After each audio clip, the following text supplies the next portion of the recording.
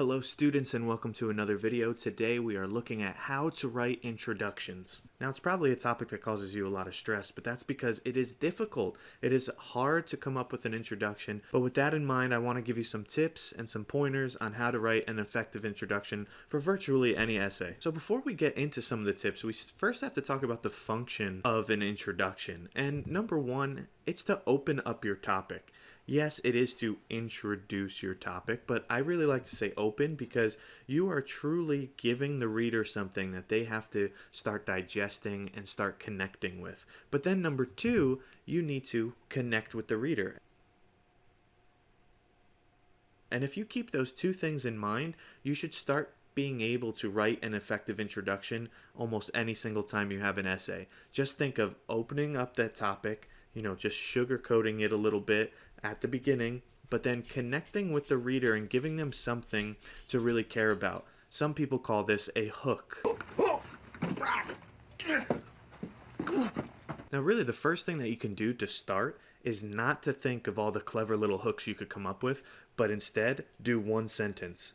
In this essay, I will talk about blah blah. If you do that, you'll at least have a baseline of where to go, instead of staring at a blank screen for a long time. Now you can start thinking about your hook, and I want you to think about connection. Again, this is connecting with your reader in some way, taking a broad idea and a broad concept from what you're going to be talking about to make it more palatable for your reader. Now, these are some of the more famous hooks. You have using a famous or relatable quote, you have a mind-blowing statistic or fact, or a personal story and example, or just your general statement. Now, these are good, but they don't get the job done fully because I see this confuse and stress out students more often than not. So instead, how about we just stop talking about those specific ones? If they help you, great.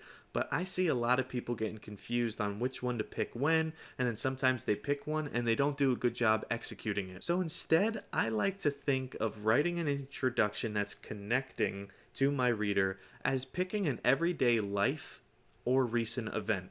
And if you could find out a way of doing that, you're going to have a pretty good hook. So before we go into an example though, I want you to know and memorize this point in the presentation.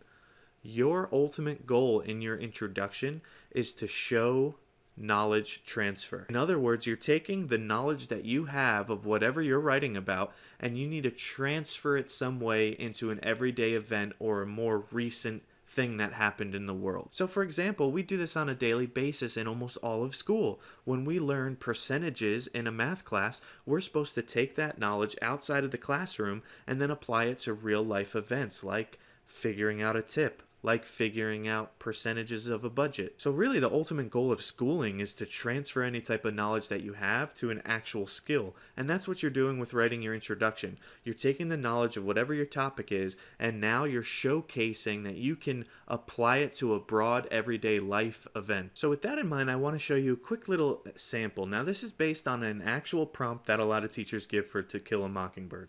So the prompt is, what are the major life lessons that the younger characters in the novel absorb as part of their coming age in Macomb, Alabama in the 1930s?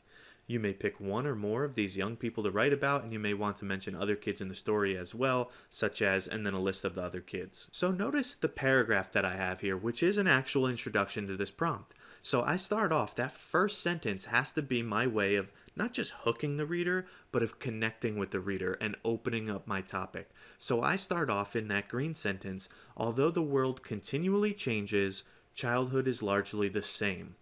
Every child matures into adulthood with some form of coming of age. Now, do you know what my topic is from that? Does it connect to the prompt in some way? Yes, it does, but it's more broad. I have not mentioned To Kill a Mockingbird yet. I have not mentioned specific characters. Instead, I'm taking this idea of coming of age and I'm talking about a recent life event or life events in general. In this case, I'm talking about every child having some type of coming of age moment. But then I go on in the next sentence, which is still technically part of my hook. You see, don't run into the trap of thinking that your hook is only one sentence. It could actually be multiple sentences. So I say, today, kids name getting their license, having a first drink, or graduating as moments where they cross the threshold from childhood and into adulthood. Notice I'm still talking about today's life. I'm connecting with my reader somehow, because whoever picks up that paper and reads, they're going to say, yeah, I understand what you're talking about so far, and I wonder where this is going to be going. And then notice in red, I have what's known as the bridge. So you have the hook, but then you also have the bridge, which is literally where you're going from your broad idea and you're slowly getting more narrow. A lot of teachers like to use the funnel, which is the upside down triangle. If that helps you, great. But ultimately, you're just trying to make it flow from your broad concept, everyday life moment into something more specific and answerable for your prompt. So I said, despite having different significant events, Harper Lee reveals the importance of maturing in To Kill a Mockingbird. Scout, Dill, and Jem may not have been concerned about getting a license, but they still underwent a process of learning major life lessons as part of their coming of age, and these lessons are similar to today. Now, I want to point out at least two things here. Number one, it is a bridge because I'm now taking some of what I said in the first two sentences with what I have to talk about in my thesis, which is To Kill a Mockingbird. So notice that the things that I'm connecting to with my previous two sentences, the ones in green, are the idea of coming of age today. And I even mentioned some of the things that I talked about. So I said the actual characters that I brought in, Scout, Dill, and Jem, right? Those are who I actually have to talk about in my paper. But I said they may not have been concerned with getting a license. Now, why did I say that? Because I'm connecting it to my second sentence where I said kids today name getting their license. But then I start moving and transitioning slowly to where it's almost very subtle and unnoticeable. I start moving towards my thesis statement of talking about a major life lesson. You want to take the information that you had in your hook and you want to use some of the same key terms and ideas and sometimes even the same words and slowly move them towards your thesis statement. And that's ultimately what the bridge does. So then notice that my last sentence, my thesis statement, is throughout the novel, the young characters are enveloped in prejudice and classism, but they ultimately learn that the best way to a successful life is to practice empathy and understanding, regardless of skin color or status.